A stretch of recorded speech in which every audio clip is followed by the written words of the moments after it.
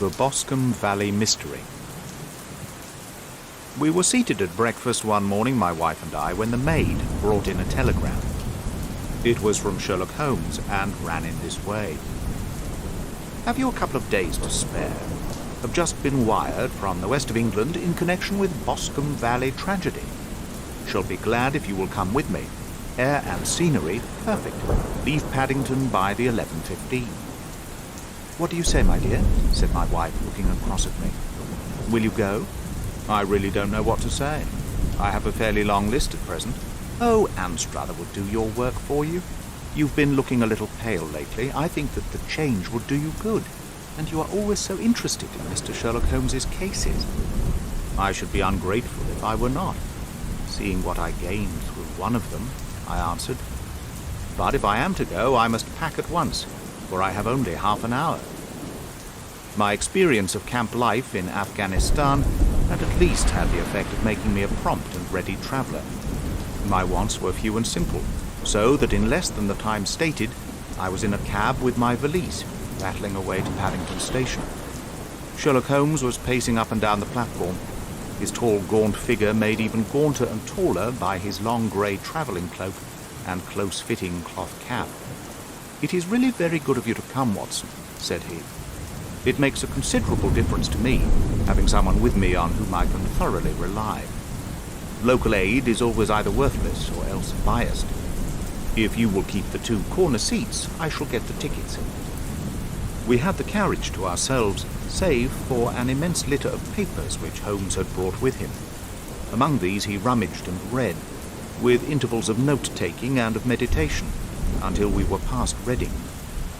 Then he suddenly rolled them all into a gigantic ball and tossed them up onto the rack. "Have you heard anything of the case?" he asked. "Not a word.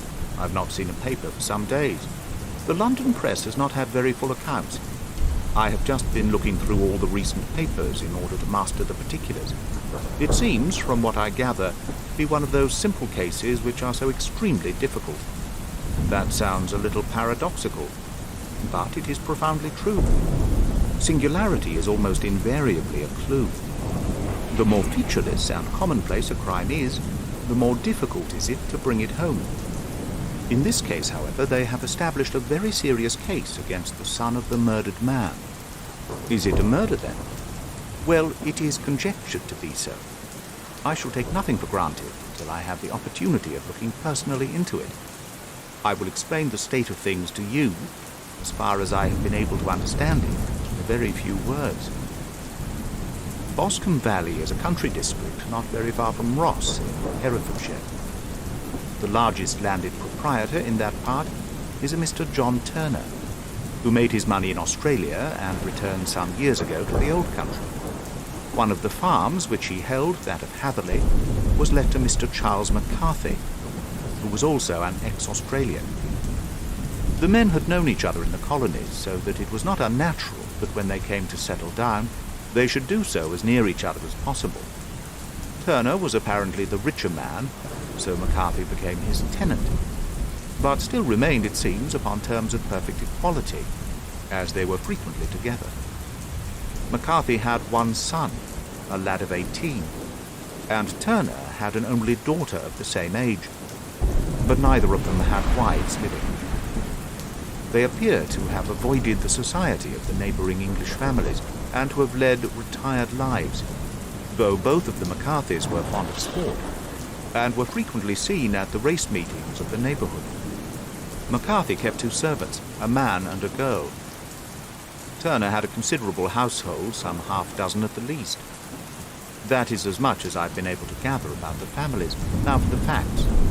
On June 3rd, that is on Monday last, McCarthy left his house at Hatherley about 3 in the afternoon, and walked down to the Boscombe Pool, which is a small lake formed by the spreading out of the stream, which runs down the Boscombe Valley.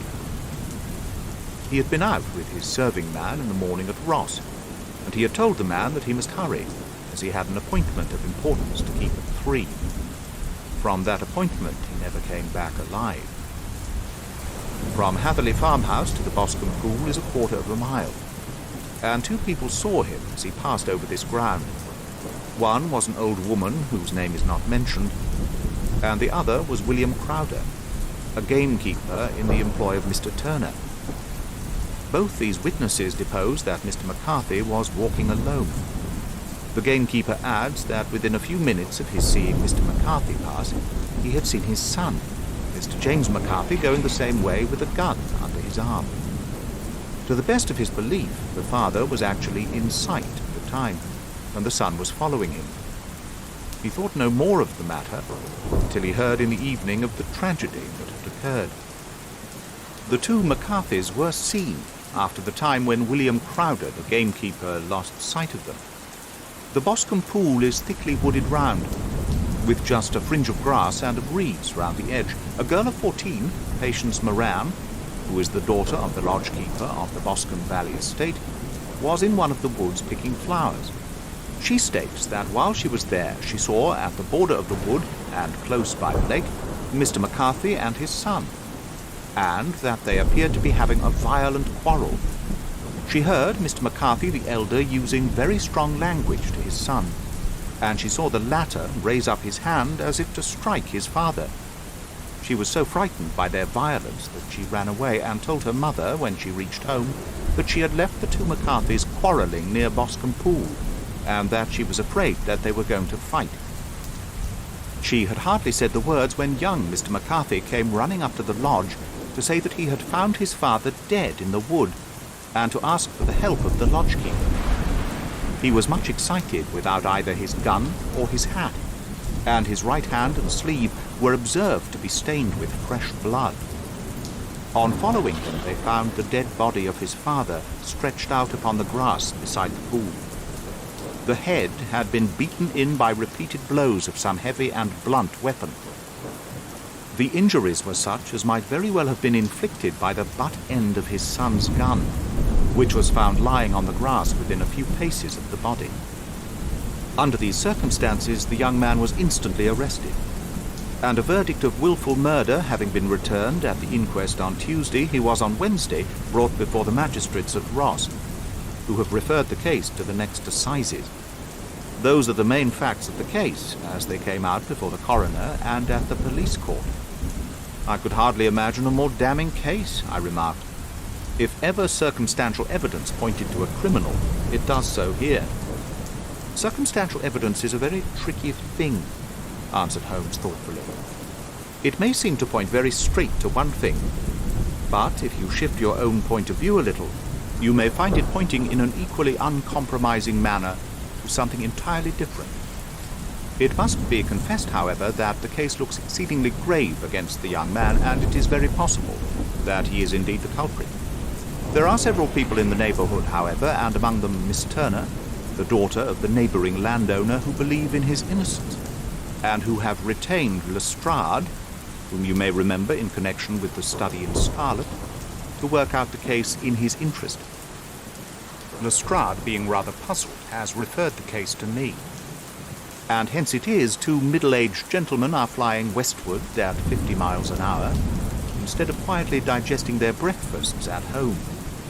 I'm afraid, said I, that the facts are so obvious that you will find little credit to be gained out of this case.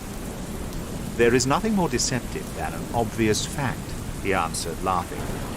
Besides, we may chance to hit upon some other obvious facts which may have been by no means obvious to Mr. Lestrade. You know me too well to think that I am boasting when I say that I shall either confirm or destroy his theory by means which he is quite incapable of employing or even of understanding. To take the first example in hand, I very clearly perceive that in your bedroom the window is upon the right-hand side, and yet I question whether Mr. Lestrade would have noted even so self-evident a thing as that. How on earth, my dear fellow? I know you well. I know the military neatness which characterizes you. You shave every morning, and in this season you shave by the sunlight. But since your shaving is less and less complete as we get farther back on the left side, until it becomes positively slovenly as we get round the angle of the jaw, it is surely very clear that that side is less well illuminated than the other. I could not imagine a man of your habits looking himself in an equal light, and being satisfied with such a result. I only quote this as a trivial example of observation and inference. Therein lies my métier, and it is just possible that it may be of some service in the investigation which lies before us. There are one or two minor points which were brought out in the inquest, and which are worth considering. What are they?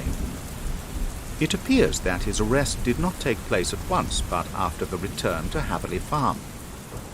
On the Inspector of Constabulary informing him that he was a prisoner, he remarked that he was not surprised to hear it, and it was no more than his deserts. This observation of his had the natural effect of removing any traces of doubt which might have remained in the minds of the coroner's jury. "It was a confession," I ejaculated. "No, for it was followed by a protestation of innocence." Coming on the top of such a damning series of events, it was at least a most suspicious remark. "On the contrary," said Holmes, "it is the brightest rift which I can at present see in the clouds. However innocent he might be, he could not be such an absolute imbecile as not to see that the circumstances were very black against him. Had he appeared surprised at his own arrest, or feigned indignation at it, I should have looked upon it as highly suspicious, because such surprise or anger would not be natural under the circumstances, and yet might appear to be the best policy to a scheming man. His frank acceptance of the situation marks him as either an innocent man, or else as a man of considerable self-restraint and firmness. As to his remark about his deserts, it was also not unnatural, if you consider that he stood by the dead body of his father, and that there is no doubt that he had that very day so far forgotten his filial duty as to bandy words with him, and even, according to the little girl whose evidence is so important, to raise his hand as if to strike him. The self-reproach and contrition which are displayed in his remark appear to me to be the signs of a healthy mind, rather than of a guilty one. I shook my head. "Many men have been hanged on far slighter evidence," I remarked. "So they have, and many men have been wrongfully hanged. What is the young man's own account of the matter?"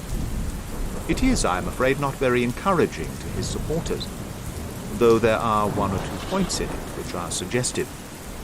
You will find it here, and may read it for yourself. He picked out from his bundle a copy of the local Herefordshire paper, and having turned down the sheet, he pointed out the paragraph in which the unfortunate young man had given his own statement of what had occurred. I settled myself down in the corner of the carriage and read it very carefully. It ran in this way. Mr. James McCarthy, the only son of the deceased, was then called, and gave evidence as follows. I had been away from home for 3 days at Bristol, and had only just returned upon the morning of last Monday, the 3rd. My father was absent from home at the time of my arrival, and I was informed by the maid that he had driven over to Ross with John Cobb, the groom. Shortly after my return, I heard the wheels of his trap in the yard, and looking out of my window, I saw him get out and walk rapidly out of the yard, though I was not aware in which direction he was going. I then took my gun and strolled out in the direction of the Boscombe Pool, with the intention of visiting the rabbit warren, which is upon the other side. On my way I saw William Crowder, the gamekeeper, as he has stated in his evidence, but he is mistaken in thinking that I was following my father. I had no idea that he was in front of me. When about 100 yards from the pool, I heard a cry of coo-ee, which was a usual signal between my father and myself. I then hurried forward and found him standing by the pool. He appeared to be much surprised at seeing me, and asked me, rather roughly, what I was doing there. A conversation ensued which led to high words, but almost to blows, for my father was a man of a very violent temper. Seeing that his passion was becoming ungovernable, I left him, and returned towards Hatherley Farm. I had not gone more than 150 yards, however, when I heard a hideous outcry behind me, which caused me to run back again. I found my father expiring on the ground with his head terribly injured. I dropped my gun and held him in my arms, but he almost instantly expired. I knelt beside him for some minutes, and then made my way to Mr. Turner's lodgekeeper, his house being the nearest, to ask for assistance. I saw no one near my father when I returned, and I have no idea how he came by his injuries. He was not a popular man, being somewhat cold and forbidding in his manners, but he had, as far as I know, no active enemies. I know nothing further of the matter. The coroner: Did your father make any statement to you before he died? Witness: He mumbled a few words, but I could only catch some allusion to a rat. The coroner: What did you understand by that? Witness: It conveyed no meaning to me. I thought that he was delirious. The coroner: What was the point upon which you and your father had this final quarrel? Witness: I should prefer not to answer. The coroner: I'm afraid that I must press it. Witness: It is really impossible for me to tell you. I can assure you that it has nothing to do with the sad tragedy which followed. The coroner: That is for the court to decide. I need not point out to you that your refusal to answer will prejudice your case considerably in any future proceedings which may arise. Witness: I must still refuse. The coroner: I understand that the cry of cooee was a common signal between you and your father. Witness: It was. The coroner: How was it then that he uttered it before he saw you, and before he even knew that you had returned from Bristol? Witness: With considerable confusion, I do not know. A juryman: Did you see anything which aroused your suspicions when you returned on hearing the cry, and found your father fatally injured? Witness: Nothing definite. The coroner: What do you mean? Witness: I was so disturbed and excited as I rushed out into the open that I could think of nothing except my father. Yet I have a vague impression that, as I ran forward, something lay upon the ground to the left of me. It seemed to me to be something grey in colour, a coat of some sort, or a plaid perhaps. When I rose from my father, I looked round for it, but it was gone. Do you mean that it disappeared before you went for help? Yes, it was gone. You cannot say what it was? No, I had a feeling something was there. How far from the body? A dozen yards or so. And how far from the edge of the wood? About the same. Then if it was removed, it was while you were within a dozen yards of it? Yes, but with my back towards it. This concluded the examination of the witness. I see, said I, as I glanced down the column, that the coroner, in his concluding remarks, was rather severe upon young McCarthy. He calls attention, and with reason, to the discrepancy about his father having signalled to him before seeing him. Also to his refusal to give details of his conversation with his father, and his singular account of his father's dying words. They are all, as he remarks, very much against the son. Holmes laughed softly to himself, and stretched himself out upon the cushioned seat. Both you and the coroner have been at some pains, said he, to single out the very strongest points in the young man's favour. Don't you see that you alternately give him credit for having too much imagination and too little? Too little, if he could not invent a cause of quarrel which would give him the sympathy of the jury. Too much, if he evolved from his own inner consciousness anything so outré as a dying reference to a rat. And the incident of the vanishing cloth. No, sir, I shall approach this case from the point of view that what this young man says is true, and we shall see whither that hypothesis will lead us. And now, here is my pocket Petrarch, and not another word shall I say of this case until we are on the scene of action. We lunch at Swindon, and I see that we shall be there in 20 minutes. It was nearly 4 o'clock when we at last, after passing through the beautiful strewed valley and over the broad gleaming Severn, found ourselves at the pretty little country town of Ross. A lean, ferret-like man, furtive and sly-looking, was waiting for us upon the platform. In spite of the light brown dust coat and leather leggings which he wore in deference to his rustic surroundings, I had no difficulty in recognizing Lestrade of Scotland Yard. With him we drove to the Hereford Arms, where a room had already been engaged for us. "I have ordered a carriage," said Lestrade as we sat over a cup of tea. "I knew your energetic nature, and that you would not be happy until you had been on the scene of the crime." "It was very nice and complimentary of you," Holmes answered. "It is entirely a question of barometric pressure." Lestrade looked startled. "I do not quite follow," he said. "How is the glass?" 29, I see. No wind and not a cloud in the sky. I have a case full of cigarettes here, which need smoking, and the sofa is very much superior to the usual country hotel abomination. I do not think that it is probable that I shall use the carriage tonight." Lestrade laughed indulgently. "You have no doubt already formed your conclusions from the newspapers," he said. "The case is as plain as a pikestaff, and the more one goes into it, the plainer it becomes.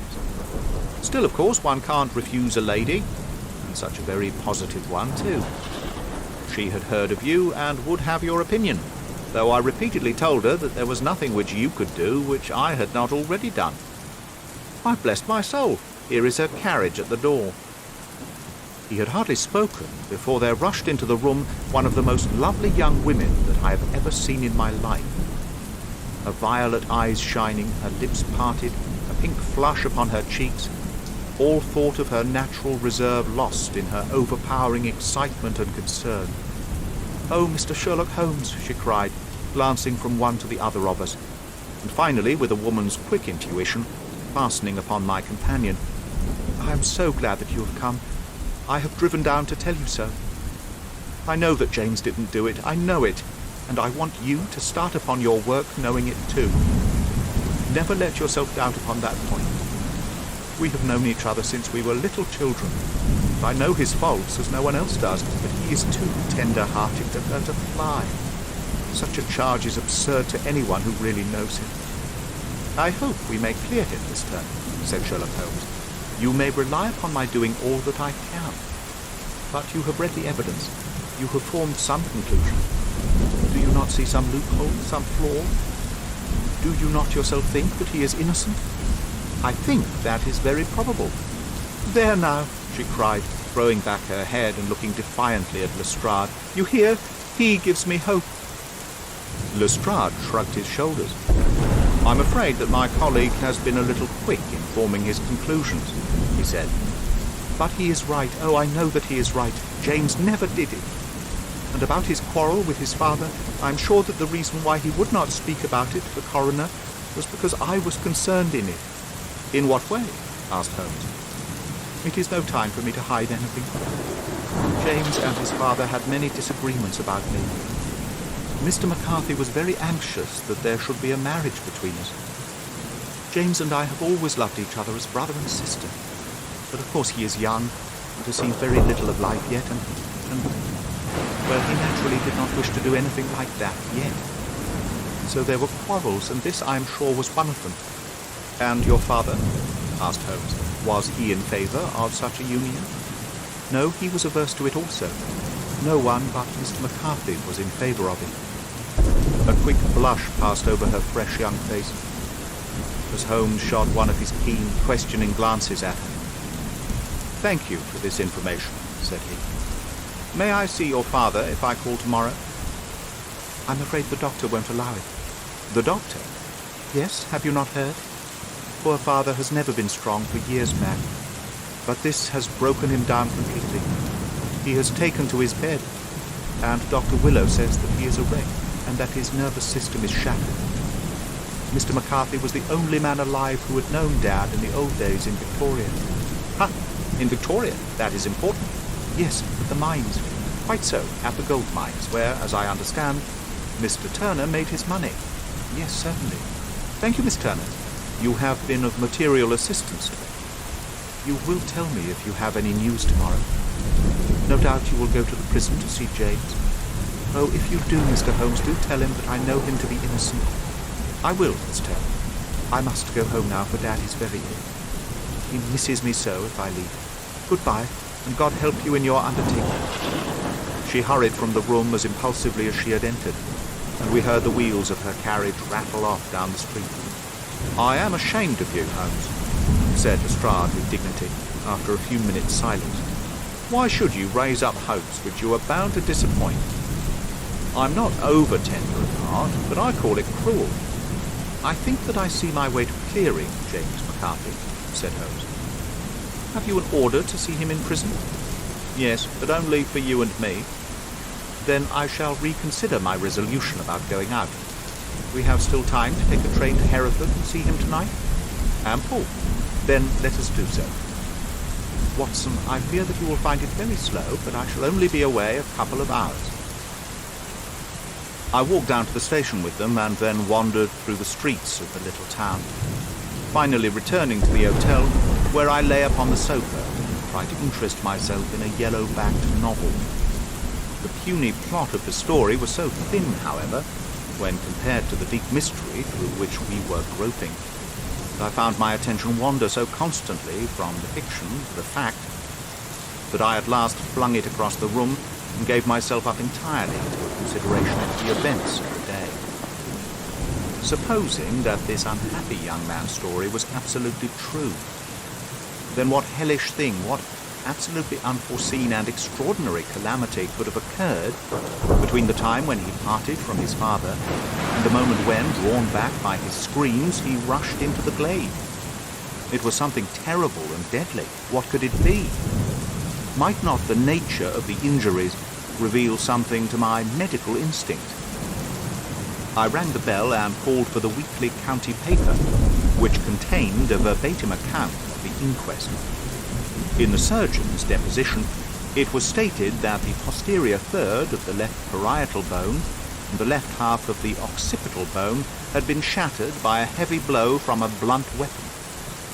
I marked the spot upon my own head.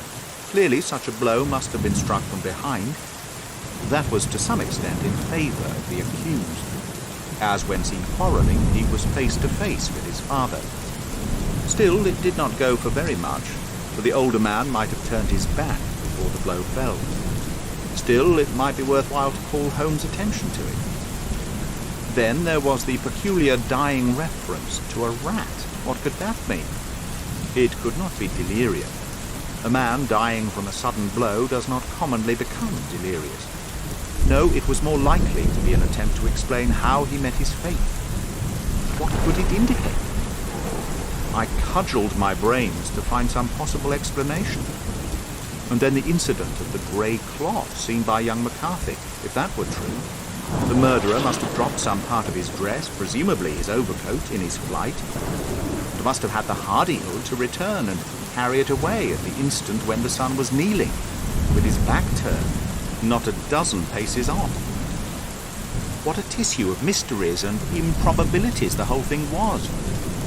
I did not wonder at Lestrade's opinion, and yet I had so much faith in Sherlock Holmes's insight that I could not lose hope, as long as every fresh fact seemed to strengthen his conviction of young McCarthy's innocence. It was late before Sherlock Holmes returned. He came back alone, for Lestrade was staying in lodgings in the town. "The glass still keeps very high," he remarked as he sat down. "It is of importance that it should not rain before we are able to go over the ground. On the other hand, a man should be at his very best and keenest for such nice work as that, and I did not wish to do it when fagged by a long journey. I have seen young McCarthy." "And what did you learn from him?" "Nothing." "Could he throw no light?" "None at all. I was inclined to think at one time that he knew who had done it, and was screening him or her. But I'm convinced now that he is as puzzled as everyone else. He is not a very quick-witted youth, though comely to look at, and I should think sound at heart. I cannot admire his taste," I remarked, "if it is indeed a fact that he was averse to a marriage with so charming a young lady as this Miss Turner. Ah, thereby hangs a rather painful tale. The fellow is madly, insanely in love with her, but some 2 years ago, when he was only a lad, before he really knew her, she had been away 5 years at a boarding school, what does the idiot do but get into the clutches of a barmaid in Bristol, marry her at a registry office? No one knows a word of the matter, but you can imagine how maddening it must be to him to be upbraided for not doing what he would give his very eyes to do, but what he knows to be absolutely impossible. It was sheer frenzy of this sort which made him throw his hands into the air when his father, at their last interview, was goading him on to propose to Miss Turner. On the other hand, he had no means of supporting himself, and his father, who was by all accounts a very hard man, would have thrown him over utterly had he known the truth. It was with his barmaid wife that he had spent the last 3 days in Bristol, and his father did not know where he was. Mark that point. It is of importance.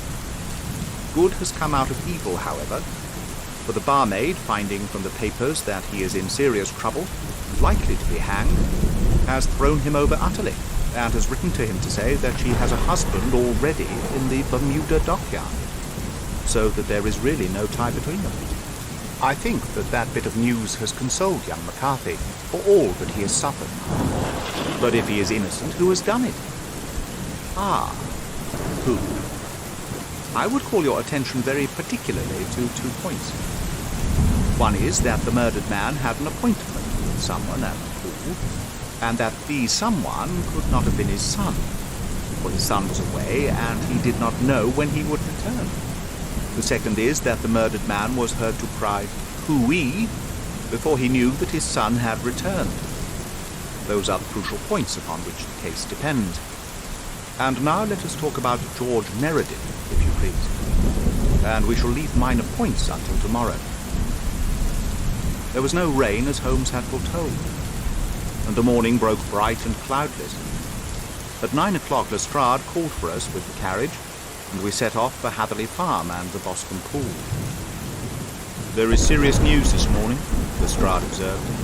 "It is said that Mr. Turner of the Hall is so ill that his life is despaired of." "An elderly man, I presume?" said Holmes. "About 60, but his constitution has been shattered by his life abroad, and he has been in failing health for some time. This business has had a very bad effect upon him.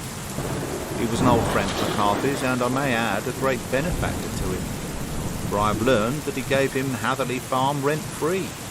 "Indeed, that is interesting," said Holmes. "Oh, yes. In 100 other ways he has helped him. Everybody about here speaks of his kindness to him. Really. Does it not strike you as a little singular that this McCarthy, who appears to have had little of his own, and to have been under such obligations to Turner, should still talk of marrying his son to Turner's daughter, who is presumably heiress to the estate, and that in such a very cocksure manner, as if it was merely a case of a proposal, and all else would follow? It is the more strange since we know that Turner himself was averse to the idea. The daughter told us as much. Do you not deduce something from that?" "We have got to the deductions and the inferences," said Lestrade. "I find it hard enough to tackle facts, Holmes, without flying away after theories and fancies."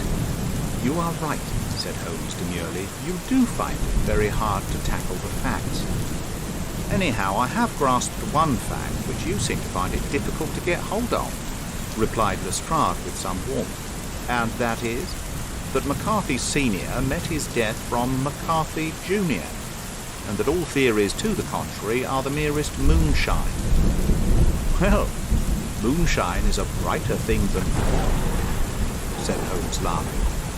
"But I'm very much mistaken if this is not Hatherley Farm upon the left." "Yes, that is it." It was a widespread, comfortable-looking building, 2-storied, slate-roofed, with great yellow blotches of lichen upon the grey walls. The drawn blinds and the smokeless chimneys, however, gave it a stricken look, as though the weight of this horror still lay heavy upon it. We called at the door, when the maid, at Holmes' request, showed us the boots which her master wore at the time of his death, and also a pair of the son's, though not the pair which he had then had. Having measured these very carefully from 7 or 8 different points, Holmes desired to be led to the courtyard, from which we all followed the winding track which led to Boscombe Pool. Sherlock Holmes was transformed when he was hot upon such a scent as this. Men who had only known the quiet thinker and logician of Baker Street would have failed to recognize him.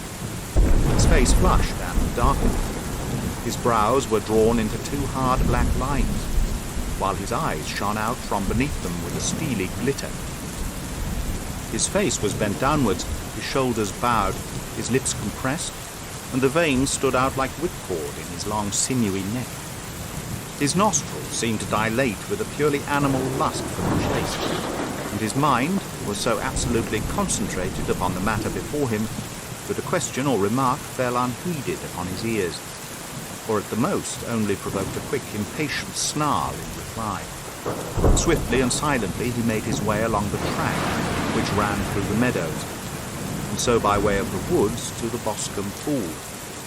It was damp, marshy ground, as is all that district, and there were marks of many feet, both upon the path and amid the short grass which bounded it on either side.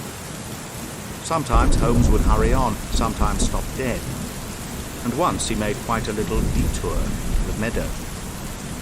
Lestrade and I walked behind him, the detective indifferent and contemptuous, while I watched my friend with the interest which sprang from the conviction that every one of his actions was directed towards a definite end. The Boscombe Pool, which is a little reed-girt sheet of water some 50 yards across, is situated at the boundary between the Hatherley farm and the private park of the wealthy Mr. Turner. Above the woods which lined it on the farther side, we could see the red jutting pinnacles which marked the site of the rich landowner's dwelling. On the Hatherley side of the pool the woods grew very thick, and there was a narrow belt of sodden grass 20 paces across between the edge of the trees and the reeds which lined the lake. Lestrade showed us the exact spot at which the body had been found, and indeed so moist was the ground that I could plainly see the traces which had been left by the fall of the stricken man. To Holmes, as I could see by his eager face and peering eyes, very many other things were to be read upon the trampled grass. He ran round like a dog who is picking up a scent, and then turned upon my companion. "What did you go into the pool for?" he asked. "I fished about with a rake. I thought there might be some weapon or other trace." "But how on earth—" "Oh, tut-tut, I have no time. That left foot of yours with its inward twist is all over the place. A mole could trace it, and there it vanishes among the reeds. Oh, how simple it would all have been had I been here before they came like a herd of buffalo and wallowed all over it. Here is where the party with the lodge-keeper came, and they have covered all tracks for 6 or 8 feet round the body. But here are 3 separate tracks on the same." He drew out a lens and lay down upon his waterproof to have a better view, talking all the time, rather to himself than to us. "These are young McCarthy's feet. Twice he was walking, and once he ran swiftly, so that the soles are deeply marked, the heels hardly visible. That bears out his story. He ran when he saw his father on the ground. Then here are the father's feet as he paced up and down. What is this, then? It is the butt end of the gun as the son stood listening. And this? Ha-ha! What have we here? Tiptoes, tiptoes.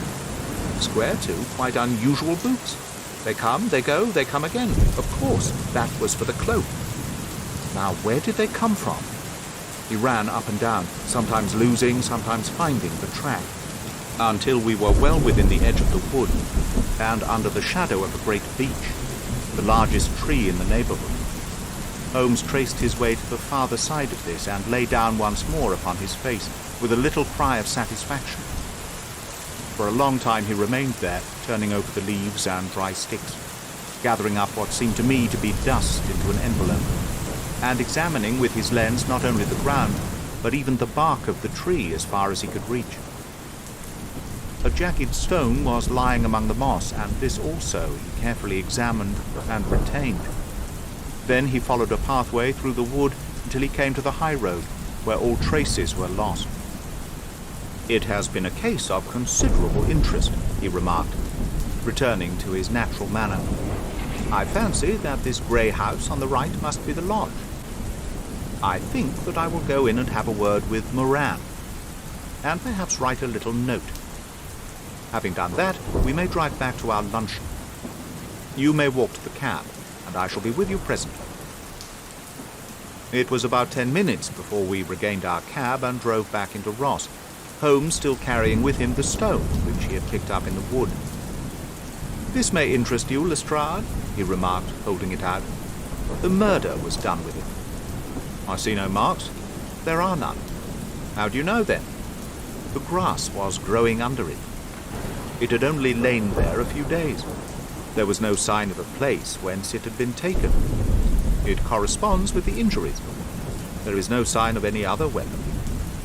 And the murderer is a tall man, left-handed, limps with the right leg, wears thick-soled shooting boots and a grey cloak, smokes Indian cigars, uses a cigar holder, and carries a blunt penknife in his pocket.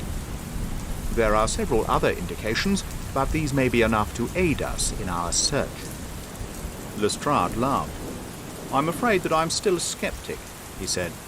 "Theories are all very well, but we have to deal with a hard-headed British jury." "Nous verrons," answered Holmes calmly. "You work your own method, and I shall work mine. I shall be busy this afternoon, and shall probably return to London by the evening train. And leave your case unfinished?" "No, finished, but the mystery. It is solved." "Who was the criminal, then?" "The gentleman I described. But who is he?" "Surely it would not be difficult to find out. This is not such a populous neighborhood." Lestrade shrugged his shoulders. "I'm a practical man," he said, "and I really cannot undertake to go about the country looking for a left-handed gentleman with a game leg. I should become the laughing-stock of Scotland Yard." "All right," said Holmes quietly. "I have given you the chance. Here are your lodgings. Goodbye. I shall drop you a line before I leave." Having left Lestrade at his rooms, we drove to our hotel, where we found lunch upon the table. Holmes was silent and buried in thought, with a pained expression upon his face, as one who finds himself in a perplexing position. "Look here, Watson," he said, when the cloth was cleared. "Just sit down in this chair and let me preach to you for a little. I don't quite know what to do, but I should value your advice. Light a cigar and let me expound." "Pray do so."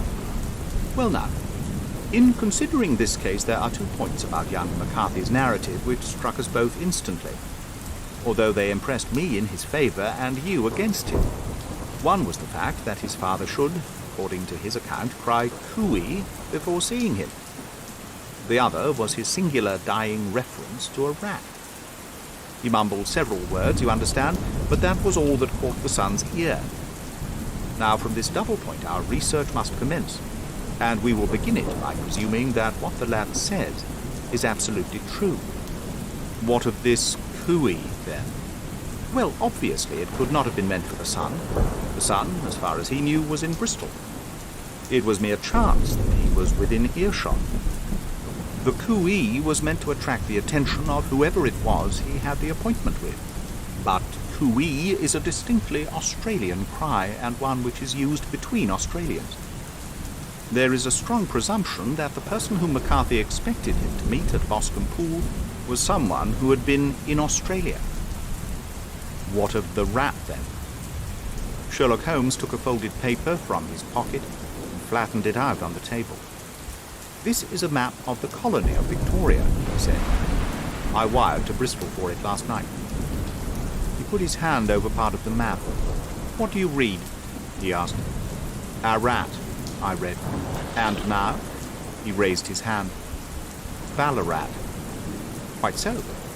That was the word the man uttered, and of which his son only caught the last 2 syllables. He was trying to utter the name of his murderer. So-and-so of Ballarat." "'Tis wonderful," I exclaimed. "It is obvious. And now, you see, I have narrowed the field down considerably. The possession of a grey garment was a third point which, granting the son's statement to be correct, was a certainty. We have come now out of mere vagueness to the definite conception of an Australian from Ballarat with a grey cloak, certainly, and one who was at home in the district. For the pool can only be approached by the farm or by the estate, where strangers could hardly wander." "Quite so. Then comes our expedition of today, By an examination of the ground, I gained the trifling details which I gave to that imbecile Lestrade as to the personality of the criminal. But how did you gain them? You know my method. It is founded upon the observation of trifles. His height I know that you might roughly judge from the length of his stride. His boots, too, might be told from their traces. Yes, they were peculiar boots. But his lameness, the impression of his right foot was always less distinct than his left. He put less weight upon it. Why? Because he limped. He was lame. But his left-handedness. You were yourself struck by the nature of the injury, as recorded by the surgeon at the inquest. The blow was struck from immediately behind, and yet was upon the left side. Now, how can that be unless it were by a left-handed man? He had stood behind that tree during the interview between the father and son. He had even smoked there. I found the ash of a cigar, which my special knowledge of tobacco ashes enabled me to pronounce as an Indian cigar. I have, as you know, devoted some attention to this, and written a little monograph on the ashes of 140 different varieties of pipe, cigar, and cigarette tobacco. Having found the ash, I then looked round and discovered the stump among the moss where he had tossed it.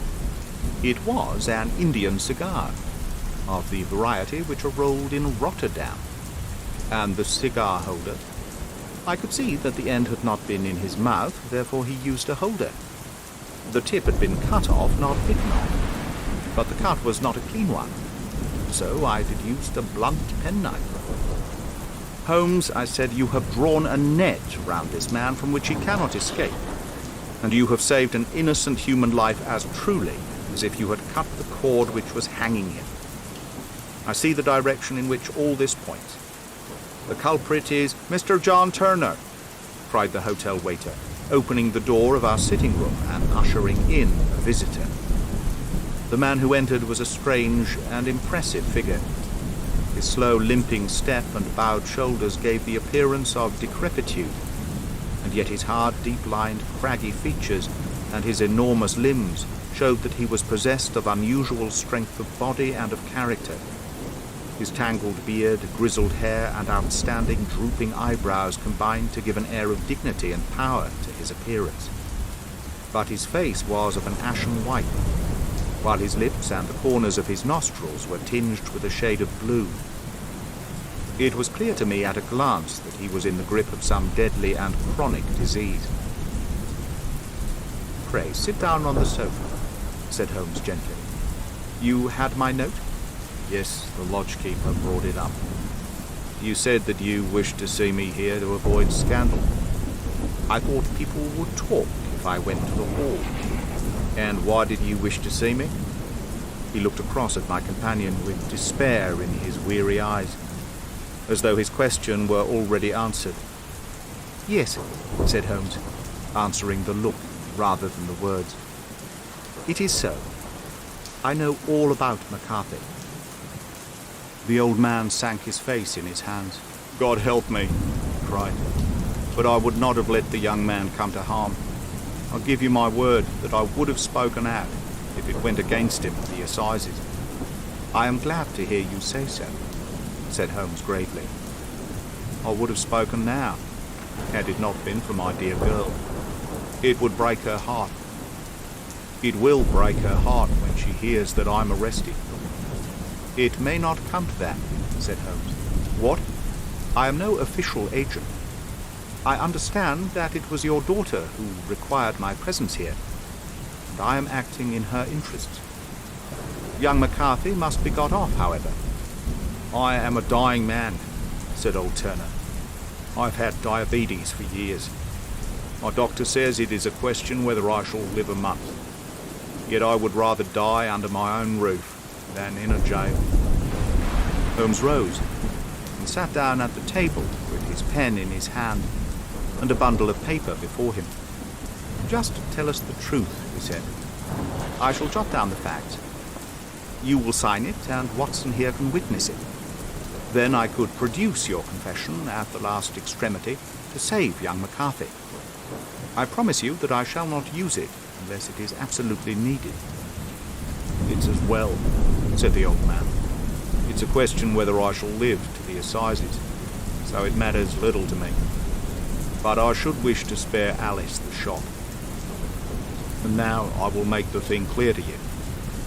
It has been a long time in the acting, but will not take me long to tell.